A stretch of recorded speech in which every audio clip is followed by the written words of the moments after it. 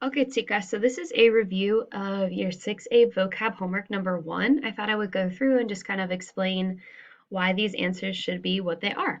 So, en mi dormitorio, las sábanas están en la cama. In my room, the sheets are on the bed. True. Yo duermo en el sótano. I sleep in the basement. Maybe you do sleep in the basement, and if that's what you put, but that should be false. You sleep in your room. Cuando hace calor, uso una manta. When it's hot, I use a blanket. False. Yo guardo la ropa en el armario. I keep my clothes in the closet. True. Yo uso el despertador por la mañana para despertarme. I use the alarm in the morning to wake up. True. Hay muchos cuadros en un museo.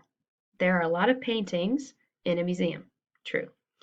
Yo llevo las pantuflas a la escuela cada día. I wear my house shoes to school every day. No, you don't. False. Mi dormitorio está desordenado. Necesito limpiar mi dormitorio. True. My room is unorganized. I need to clean my room. Yo uso una lámpara para mirar mejor. I use a lamp to see better. True. Normalmente hay un espejo en el baño.